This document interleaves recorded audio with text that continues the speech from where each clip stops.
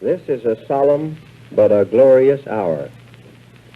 I only wish that Franklin D. Roosevelt had lived to witness this day. General Eisenhower informs me that the forces of Germany have surrendered to the United Nations. The flags of freedom fly all over Europe.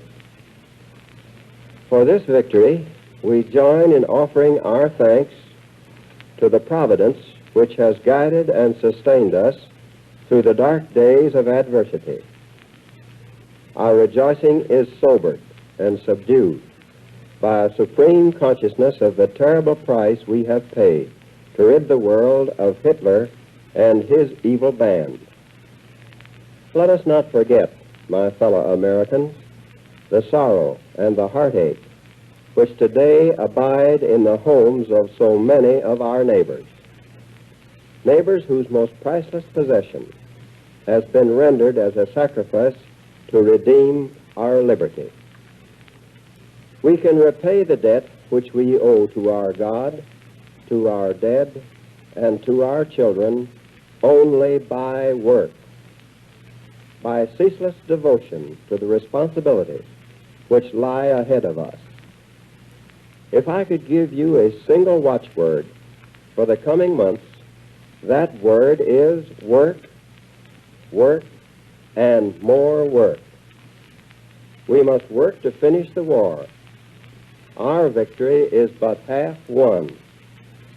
The West is free, but the East is still in bondage to the treacherous tyranny of the Japanese.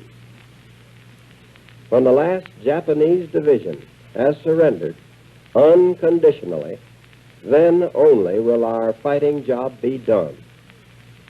We must work to bind up the wounds of a suffering world, to build an abiding peace, a peace rooted in justice and in law.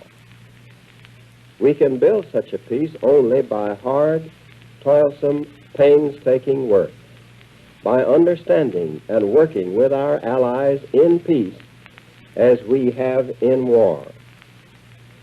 The job ahead is no less important, no less urgent, no less difficult than the task which now happily is done. I call upon every American to stick to his post until the last battle is won. Until that day, let no man abandon his post or slacken his efforts. And now I want to read to you my formal proclamation of this occasion. A proclamation. The Allied armies, through sacrifice and devotion, and with God's help, have wrung from Germany a final and unconditional surrender.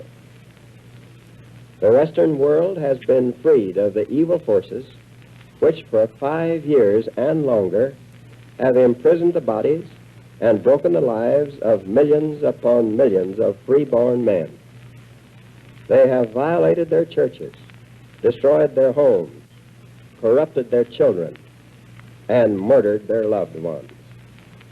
Our armies of liberation have restored freedom to these suffering people, whose spirit and will the oppressors could never enslave. Much remains to be done. The victory won in the West must now be won in the East. The whole world must be cleansed of the evil from which half the world has been freed. United, the peace-loving nations have demonstrated in the West that their arms are stronger by far than the might of the dictators or the tyranny of military cliques that once called us soft and weak. The power of our peoples to defend themselves against all enemies will be proved in the Pacific War as it has been proved in Europe.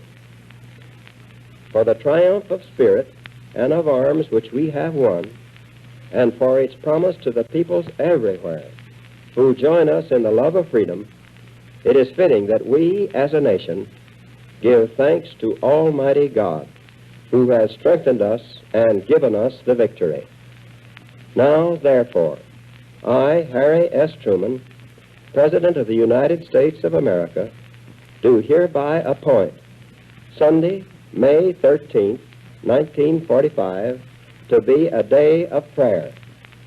I call upon the people of the United States, whatever their faith, to unite in offering joyful thanks to God for the victory we have won, and to pray that He will support us to the end of our present struggle and guide us into the ways of peace.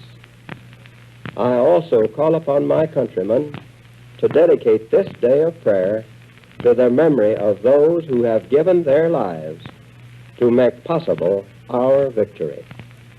In witness whereof, I have hereunto set my hand and caused the seal of the United States of America to be affixed.